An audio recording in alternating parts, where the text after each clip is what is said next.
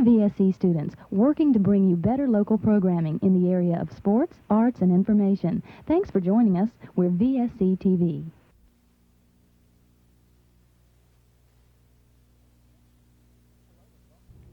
Hello and welcome to VSC Magazine. I'm Daryl Williams. In today's show, we'll focus on events that happened this winter quarter here at Valdosta State College.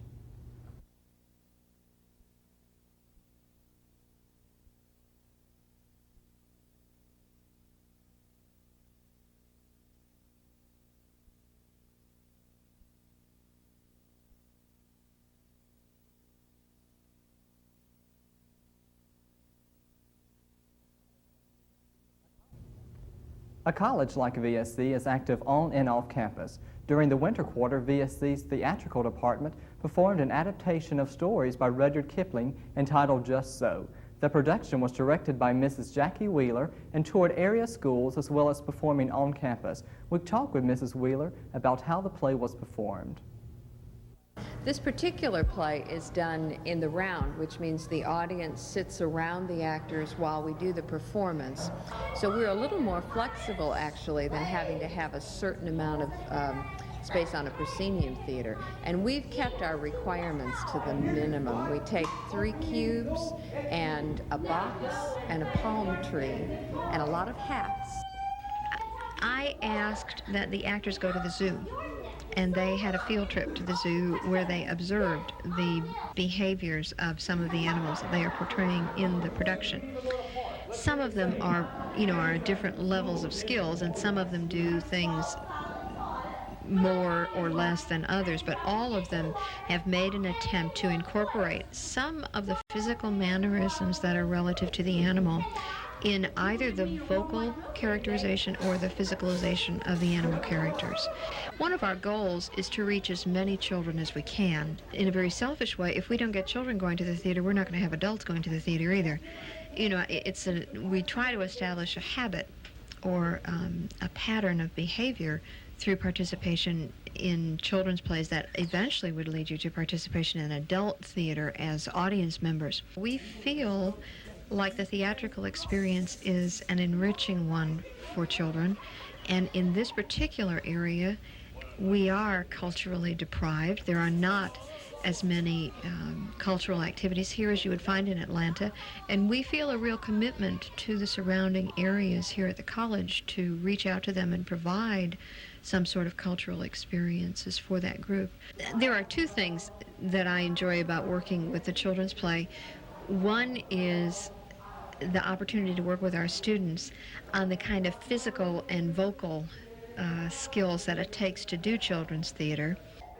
The physical and vocal skills that they learn while they are doing the children's play are skills that they will use in any performance situation that they find themselves, and it's a way of opening them up, a way of enlarging their skills, and they may never have to be that broad again, but it helps them learn what some of their parameters are in terms of energy and commitment to action.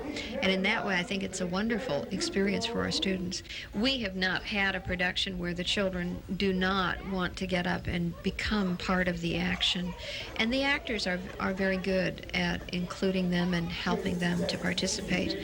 And at the end of the play where they have to speak, where he asks them to speak, it's just sometimes deafening when the children respond. And you see, if they hadn't been enjoying it all along and participating all along, by the time you get to that part, they would not do that for you.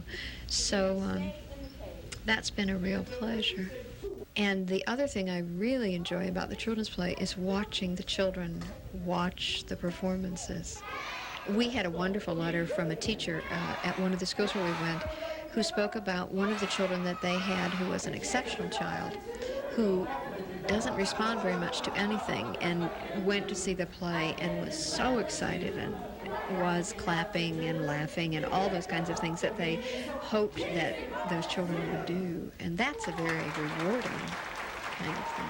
Was Brian Austin because he was funny and I liked him.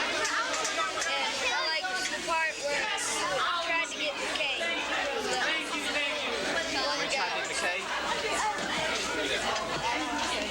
What you like?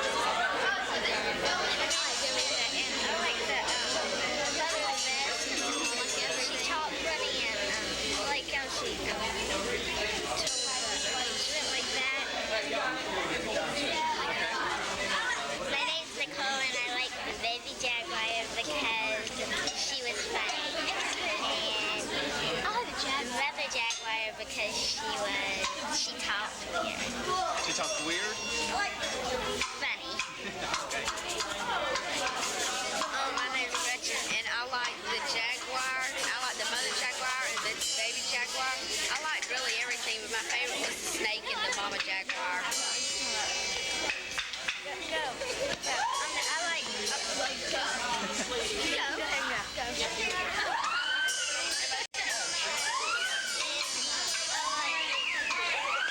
Okay. Why'd you like him? In January, we all celebrated the birthday of Dr. Martin Luther King, Jr. Valdosta State did so with a program held in Whitehead Auditorium on Monday, January the 18th.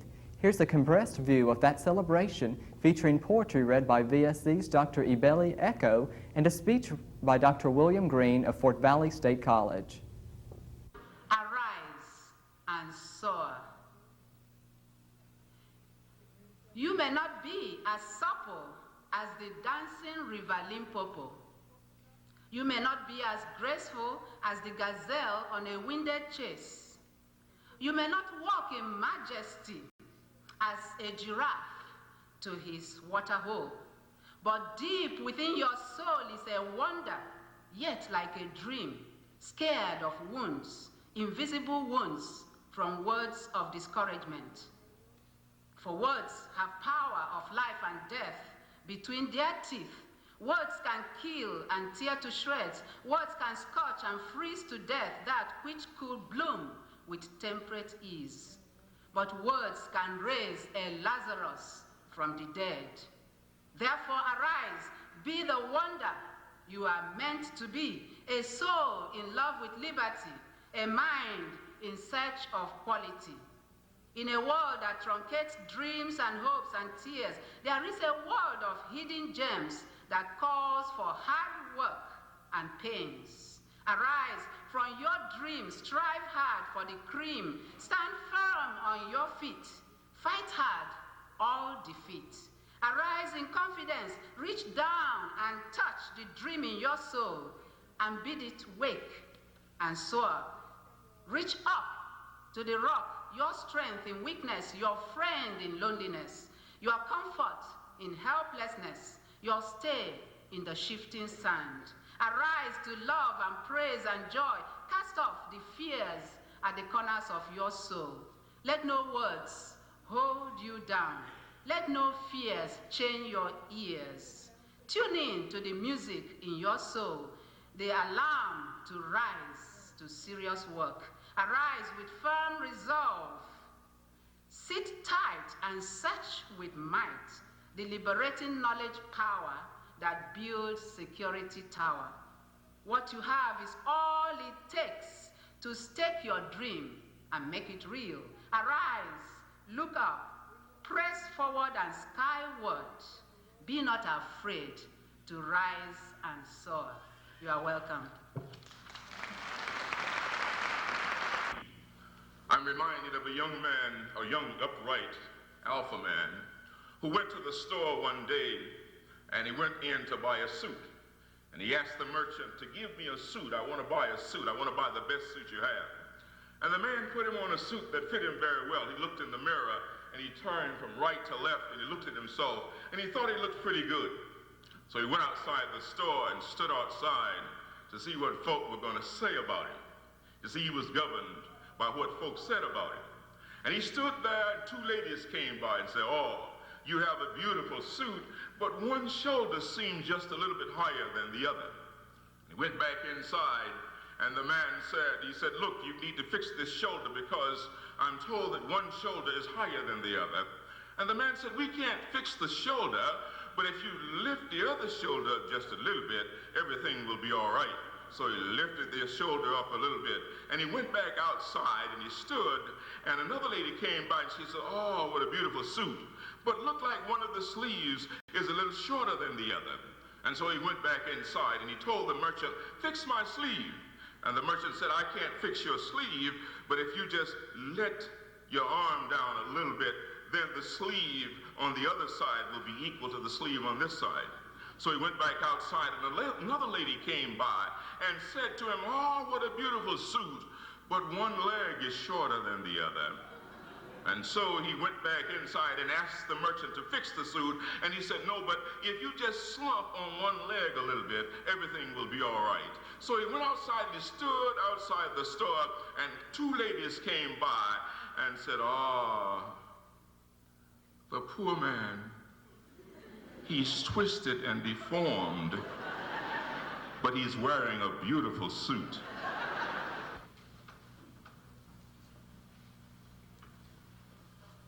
We'll be singing for you tonight, two selections. The first of which will be Lily in the Valley, and the second will be Yes, I'm a Believer, because we too believe in the dream of Dr. King, and we're going to do our part to keep it alive.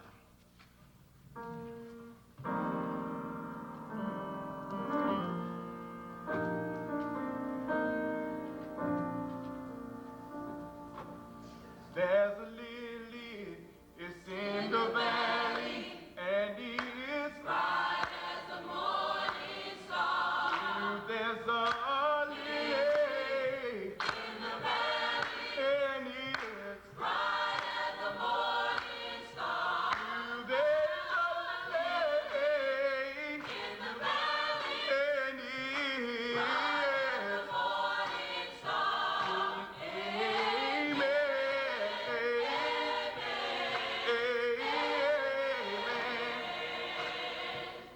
There is peace, it's in the valley, and it's bright as the morning star. Somebody found peace in the valley, and it's bright as the morning star. Somebody found peace, yeah, Lord, in the valley, and it's bright as the morning star.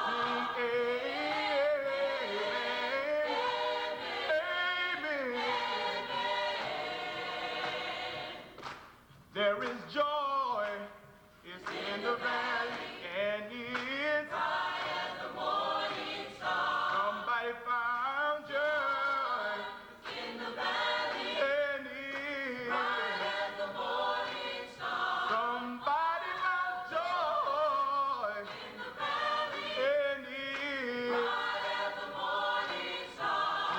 Amen.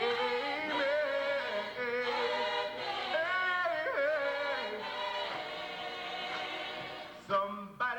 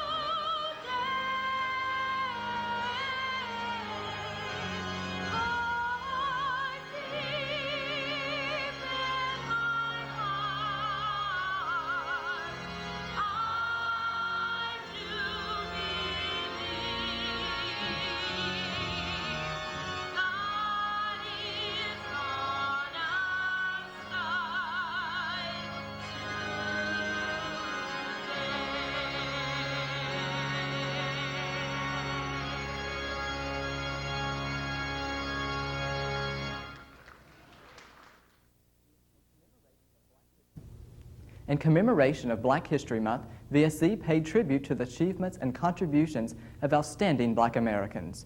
The month-long celebration gave students an opportunity to explore a wide range of issues as well as preserve little-known local Black heritage. The Offices of Minority Affairs and Student Activities, along with the Black Student League, created a calendar of events that focused on increasing Black awareness. Reporter Angela Walker had an opportunity to speak to Dr. Beverly Richardson of Minority Affairs, one of the visionaries of the month-long festivities. Thank you for joining me, Dr. Richardson. Thank you for having me. Tell us about some of the events you organized for Black History Month. We've organized a number of activities. First of all, we had a film series, Beyond the Dream, that was held Monday evenings. We've had a Black History Trivia Game series that was held on Friday evenings. We've had an oratorical contest where we've asked students on the Valdosta State College campus to speak out on unity and unification in reference to our theme for the year, which was Unification, the Dawn of a New Era. We've had several speakers to come on campus. Dr. William Carr Parker from Kentucky, who spoke out, who had a lecture evening where he spoke about tolerance. And that afternoon he had a workshop for residential life where he spoke about multiculturalism in the school system. Okay. What was the process involved in planning these activities for Black History Month? During the fall quarter, we invited a number of students here on campus to participate in a planning activity. And first of all, we started off with a series of meetings where students just came in and threw out ideas for activities they would like to see held during the month. And we just kind of took it from there. We narrowed it down to specific activities we would like to have, and then we set up a calendar for the month, and we've tried to set up a series of activities for a 6-week period. Okay. Is there an intended audience you're trying to reach during Black History Month?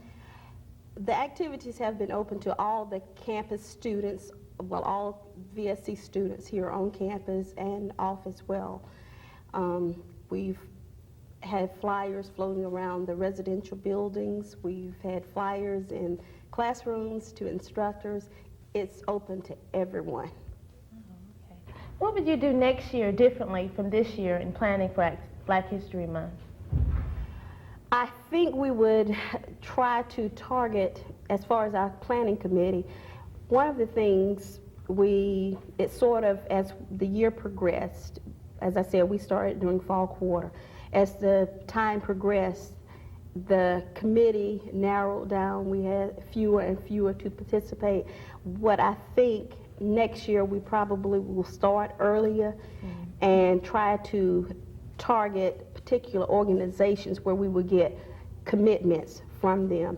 Now, for this year, we've just opened it up to any students who were interested, and we just asked them to be there. And I don't think we had the kind of commitment we would have had if we would have had organizations to make sure that a representative was there. Okay. What was one of your favorite events during Black History Month? I enjoyed all of them. I enjoyed working with each one of them, but I think the best to me was the oratorical contest, which was not really a contest in the sense. It was basically a speak out, and what we did, we invited students to share their opinions with us.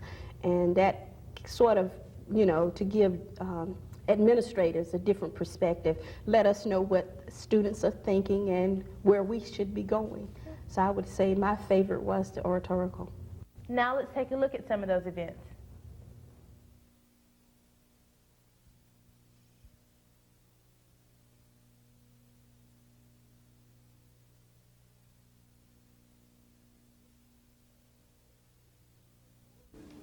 Remember, people pay no attention to what you say. They watch how you act.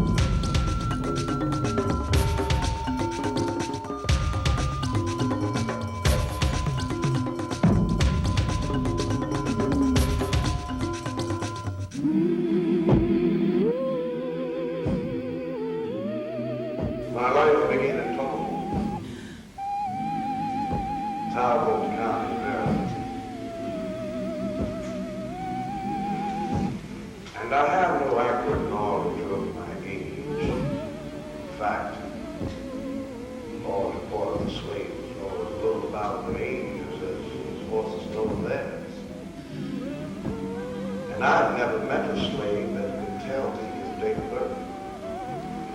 Now, the nearest estimate that I can give you makes me now between 57 and 58.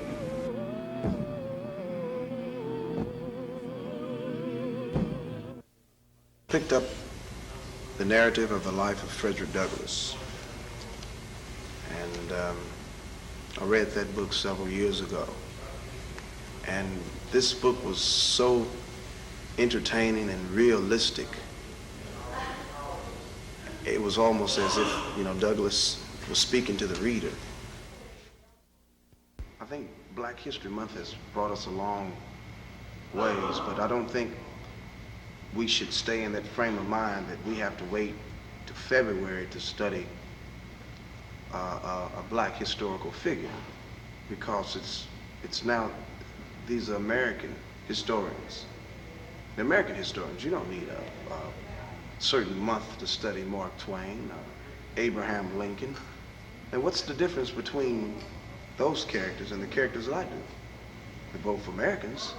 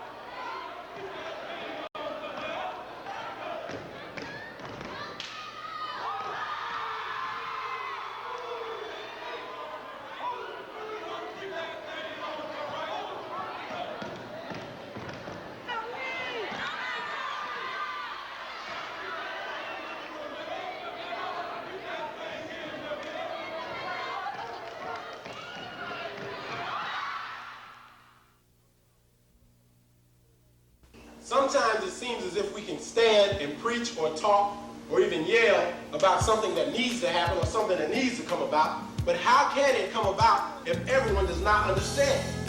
That understanding equals unity. That total understanding is total unity. Will we ever achieve it? It's not impossible. We can. We must. Will we?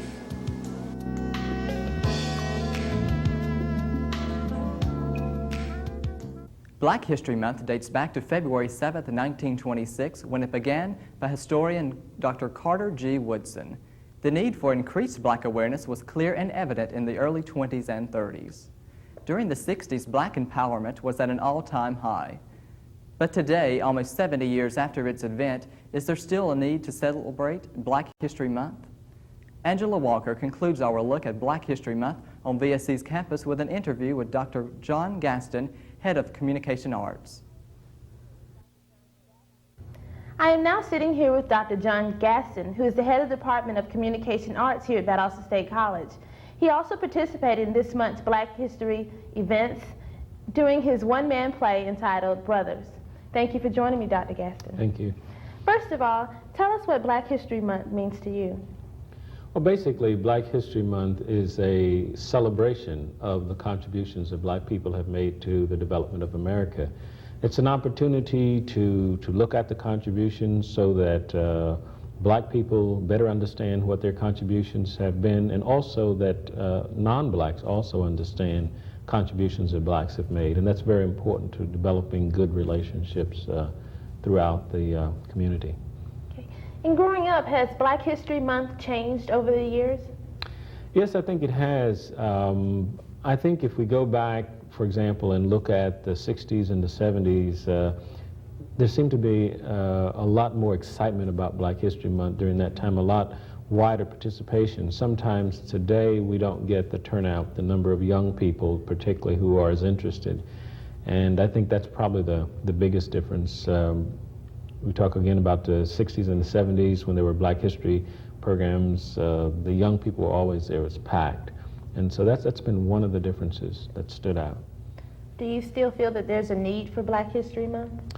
Probably more now than before, because what we're having is the young people not really understanding their culture, not understanding their history. And there's a very close tie between that and a person's self-concept. If you don't understand who you are, then you don't know what your capabilities are and what your contribution has been.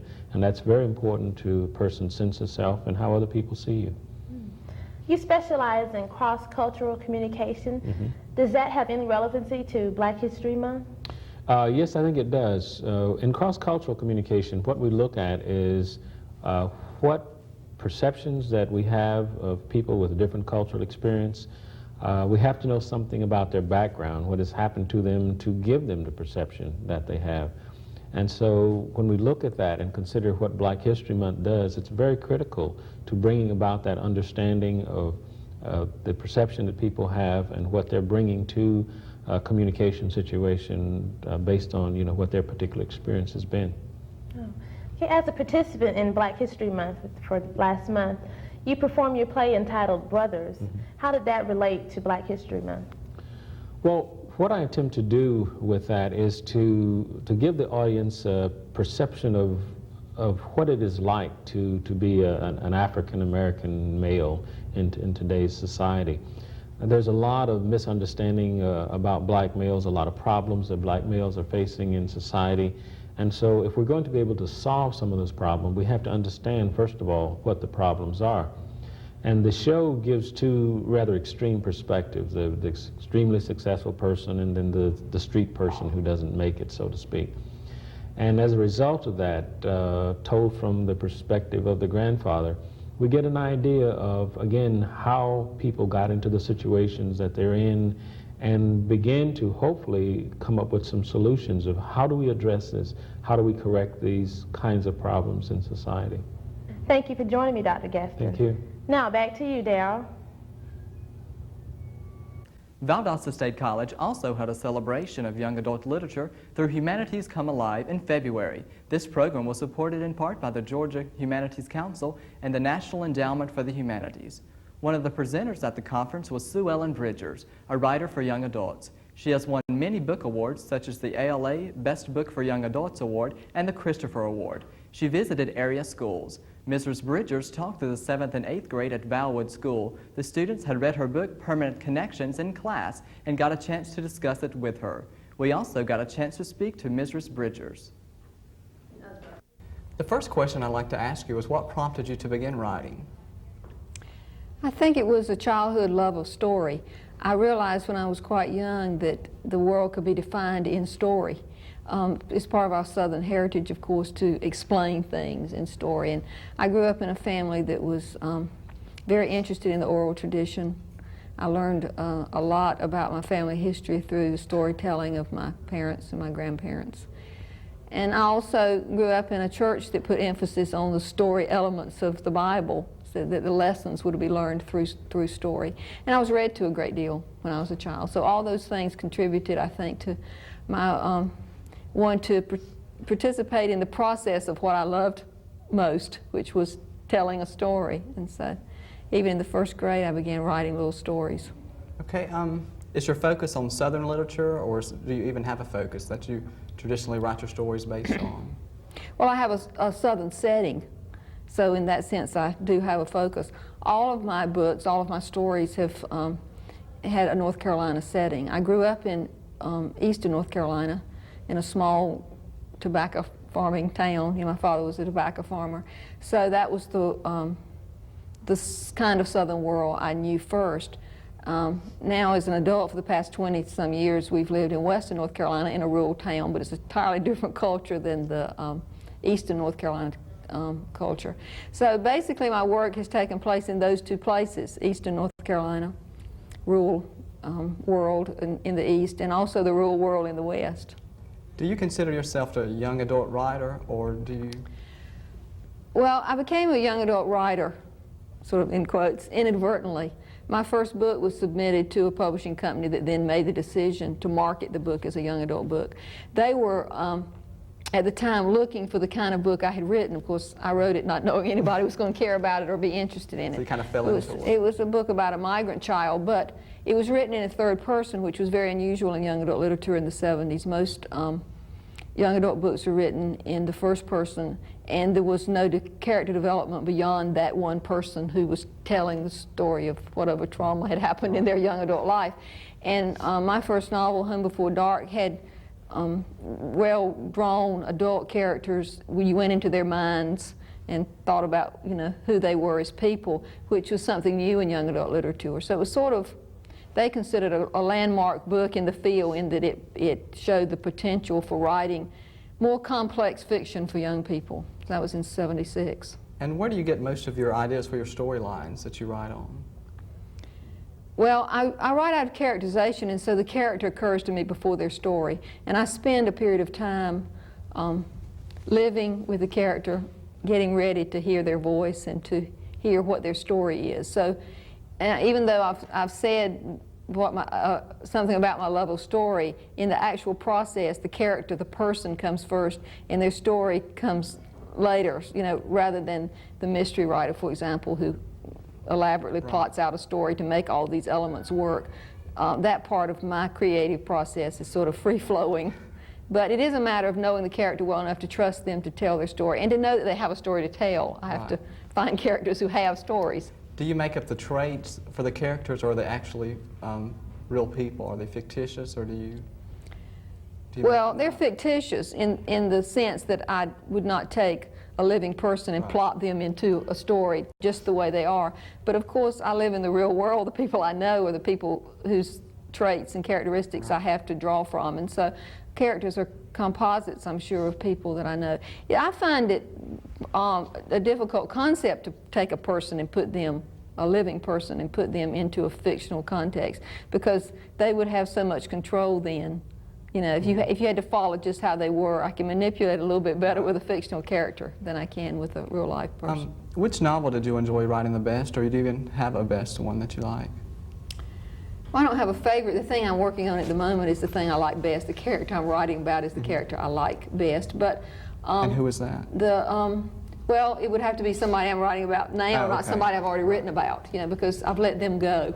You know, and that the book that I enjoyed writing most, though, was my second book. It's called All Together Now, and I wrote it in chapters and finished each chapter before I went on. So it was like when I finished the book, it was finished. I revised chapter by chapter, and each chapter was written sort of like a short story. I had a 12-year-old daughter at the time, and I read the book to her as I finished each chapter, and we laughed and cried together, and I got her response from it. So I remember that as the most pleasurable writing experience, because I shared it in that way. Normally I don't. Nobody reads it or knows about it until I finished.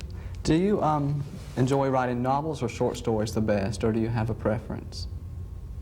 I wanted to be a short story writer. A good short story is harder to write than a novel in many ways. What a novel demands is stamina, going in there and facing that situation, those characters for long periods of time, like for years before you get it done.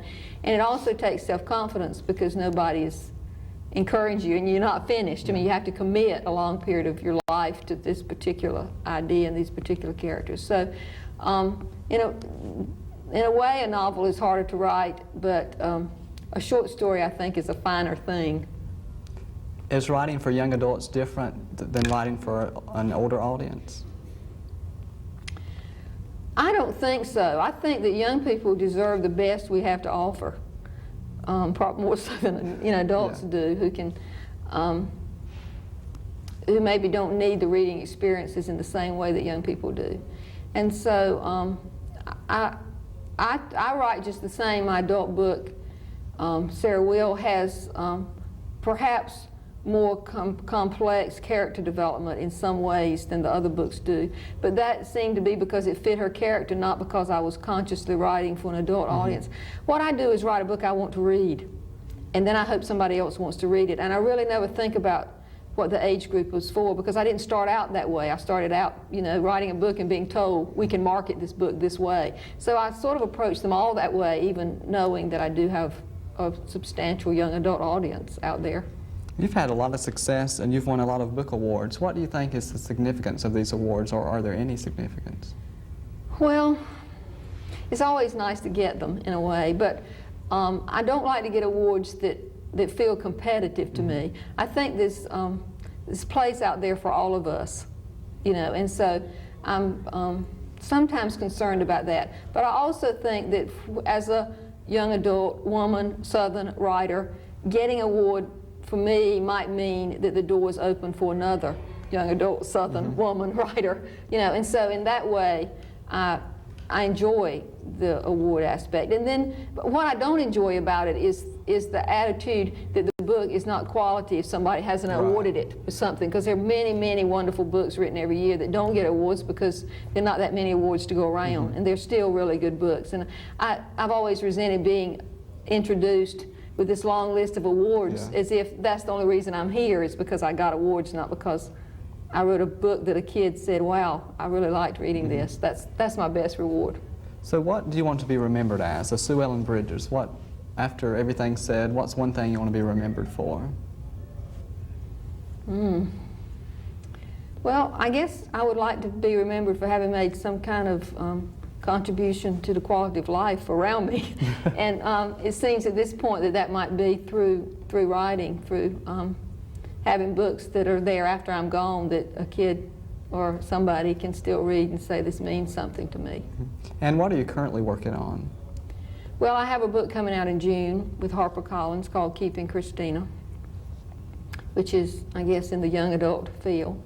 And I'm also working on a novel that I've been working on off and on for a long time that takes place during the Depression in eastern North Carolina, that has its days when it goes real well and its days when it doesn't. So, and then I'm also beginning to do a little bit of research on a book about the Cherokee Indian culture. I live near Cherokee in North Carolina and have lots of Indian friends, and my husband is the attorney for the tribe, so I have lots of resources with that, and have thought that's a sort of untapped subject in our area, and could be an interesting project for a couple of years. Well, I want to thank you for speaking to me today, and I wish you much success in your future. Well, thank you. Delighted to be here. Another part of the conference was Poetry Alive, a group that brings poetry alive for students across the country.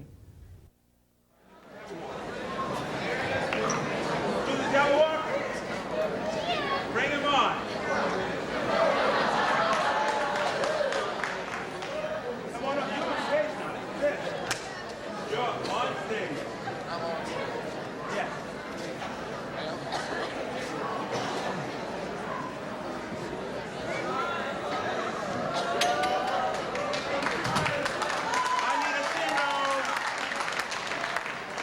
I need a zero here.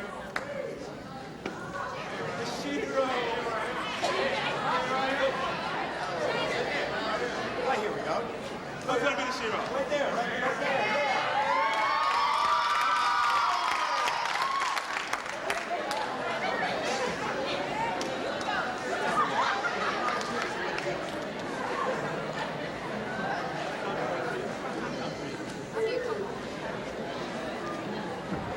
I need a very wise.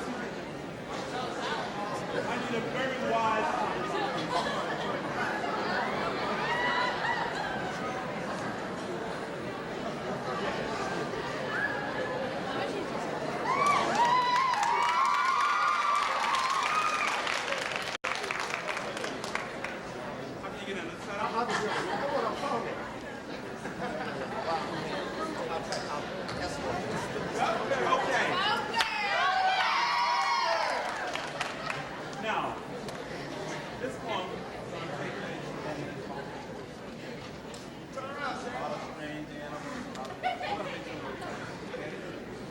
Now, this poem is going to take place in the Tulgey Woods. And the Tulgey Wood has all of these strange animals in it, and they make sound. And the people you see on stage, they're going to be making some of those sounds. Here you have the the slidey toes. Okay? They have sounds that goes like this. A totes, totes, totes. Okay?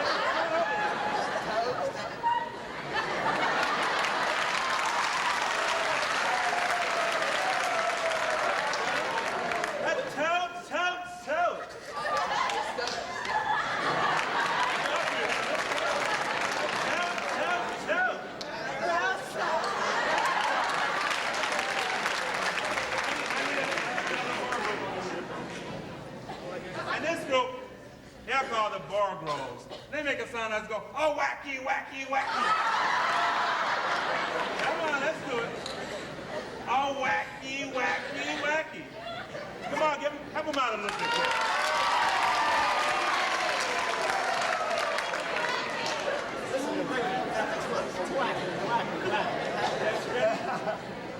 Let's give him a hand, come on.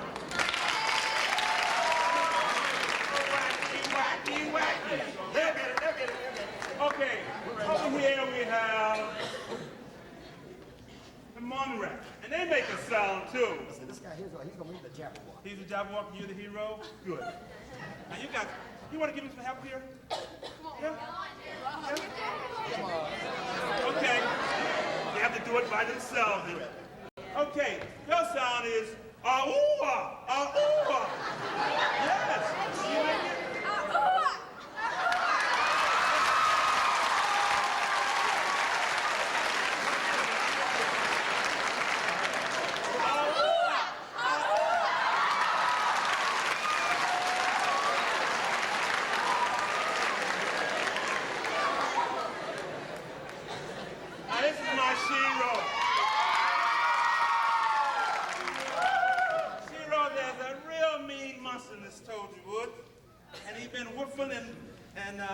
And burping and cutting off people's heads, okay? Now, your role, because your father brought you a very, very expensive sword. It's called a vocal sword, okay? You got to go and kill this Jabberwock. All right? Now, now you left hand or right hand? Right hand. So your sword is here. All right. Can you pull it? Can you reach in there and pull it out? Pull it. Now, when she pulls that sword, it has a shing sound, okay? I want you to make that sound back with her. Ready? Let's throw it out. Shing! When you get ready to stab the Jabberwockers, ah-hoo! Okay, let's do it. Ah-hoo! Ready? Hoo! Very good. All right. Now, he's ready to go. He's ready. This is your father here. Oh, yeah. That's right here. He got some advice for you. Yes.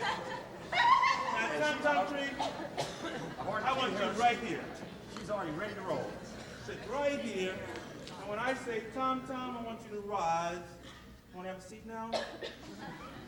And when I say Tom, Tree, I want you to rise. I want you to come up as hard as you can, the height of your rope, and go, Tom.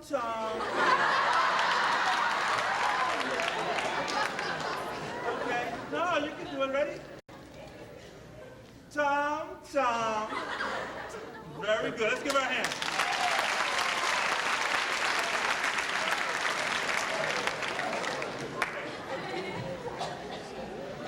I gotta see Jabberwock claws. Come on, let's see these claws.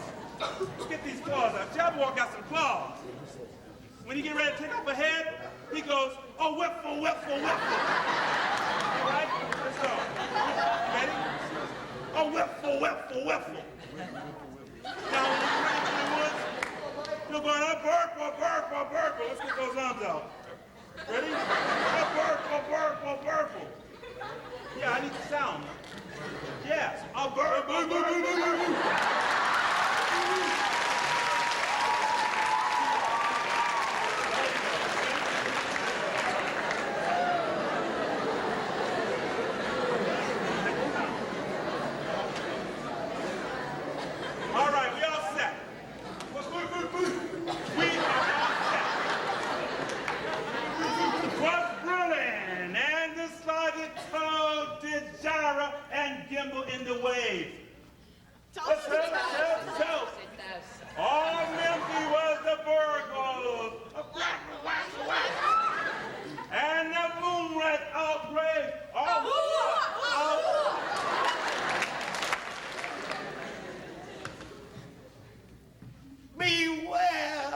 the Jabberwock, my daughter.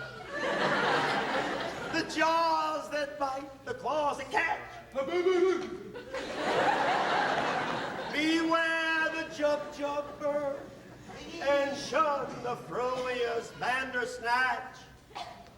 She took her vocal sword in hand. Yes. Long time, the months before she saw it, look for him. There you go. So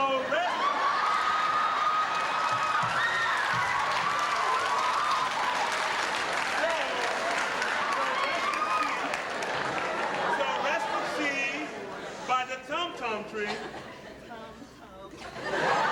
and stood a while and thought. And thought, continue to think. Yes. And as in unfinished thought she stood, the Jabberwock with eyes of flame came whistling through the cozy wood. Very bold, very bold. And purple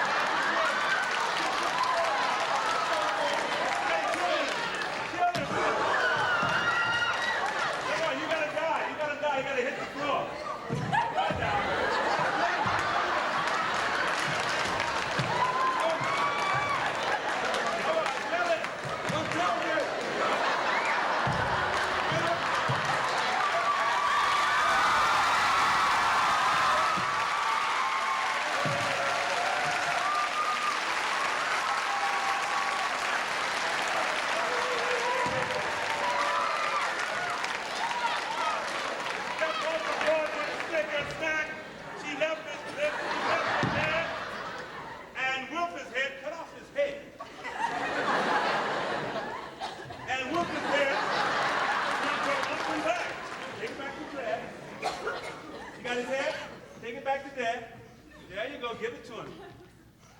And hast thou slain the Jabberwock? Come to my arms, my beamish.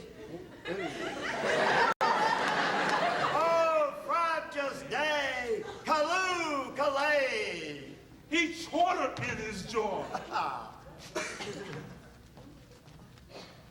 'Twas brilliant, and the slighted toe did gyre and gimble in the wave.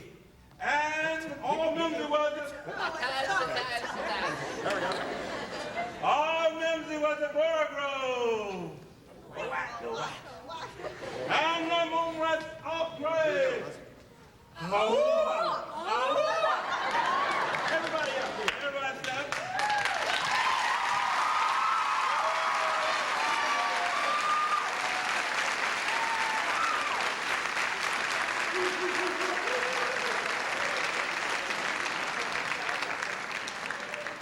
Thank you all very, very much for this. That's great. Give a great hand to that.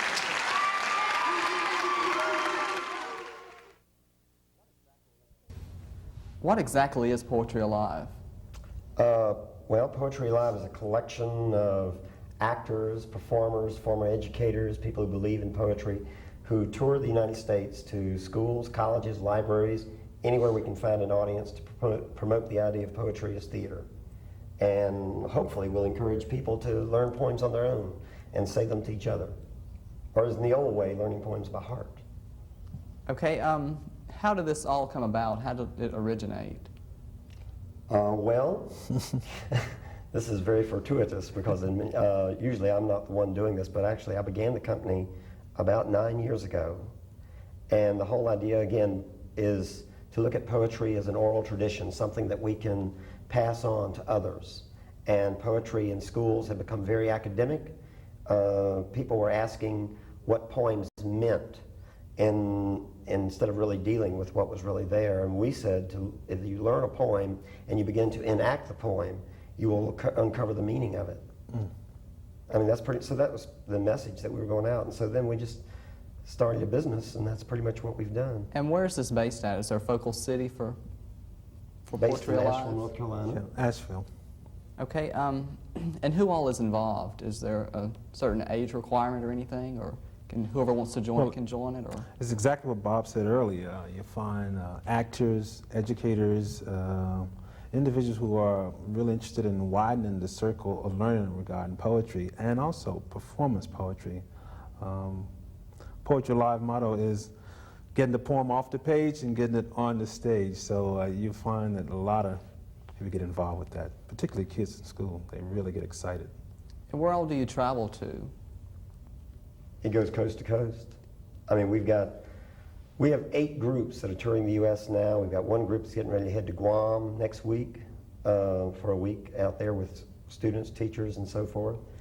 New Hampshire, here, all over the country. There are only 4 states, I think, counting Alaska, that we haven't visited.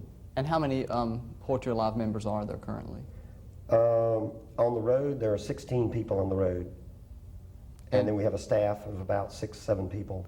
Is this a full-time job, or is this outside of whatever you do for a living? Well, it's a full-time commitment. I mean, you are actually carrying something that is very sacred to our culture, which is the word, you know, the written word. And taking that very communal language and getting people to get very personal with it and to care about it and to write it and to act it out. So it's a full-time commitment. And it pretty much runs like a teacher contract as well. I mean, performers work September, pretty much into the school schedule, September to May, late May. Mm-hmm. And is there a certain aspect of poetry that you focus on? Performance. We want to bring the poem alive. Mm-hmm. And we want people to get involved with that concept. And certainly in the school, you see it happen. The teacher is no longer on the point to have to lead the students. She's acting more, or he is acting more like a facilitator now. The teacher's within the circle learning, and the students kind of go into the poem and discern the meaning for the poem for themselves, which gives them a lot more balance about looking at things themselves. Yeah, like I was saying earlier, instead of asking what the poem means, if you ask how to stage a poem, it makes it very concrete and tangible for the student. Mm-hmm. So you're really not taking this intellectual approach to it at all. You're embodying it in the poem. And they actually will uncover interpretations of poems that otherwise they might not. And how did each of you get involved in this? Well, Bob is the founder. So you pretty much started it yourself. I think the answer that I can give you that would be more exact. When I was a freshman in high school, I was kind of a football player, basketball, kind of a disruptive kid too.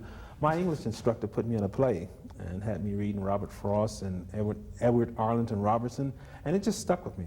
And finally, when I got to Tufts University, I wrote some poems. It was published in the literary magazine there, and I was given some honorable mentions and things in the Academy of American Writers at the university.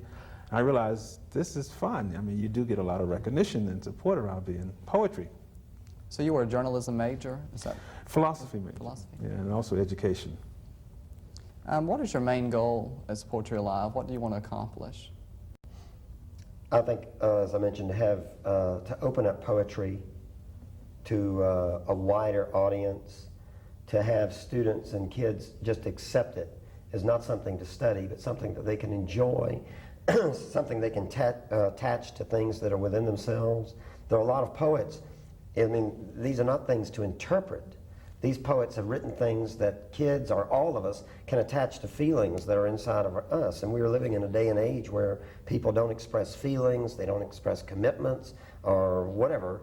And here are these great writers who have written words that can connect to things that are inside of us.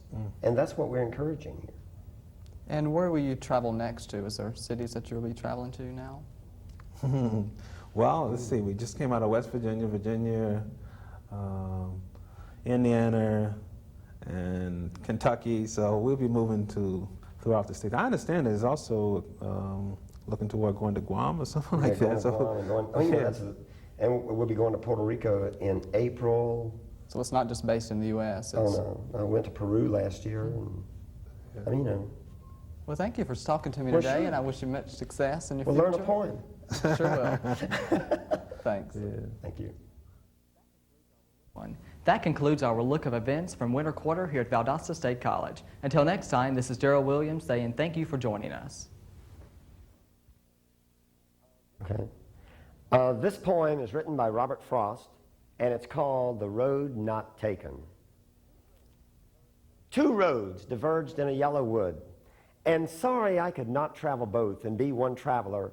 Long I stood and looked down one as far as I could to where it bent in the undergrowth. then took the other, as just as fair, and having perhaps the better claim because it was grassy and wanted wear. Though as for that, the passing there had won them really about the same. And both that morning equally lay in leaves, no step had trodden black. Oh, I kept the first for another day, yet knowing how way leads on to way, I doubted if I should ever come back. I shall be telling this with a sigh, somewhere ages and ages hence. Two roads diverged in a wood, and I took the one less traveled by, and that has made all the difference. The Road Not Taken by Robert.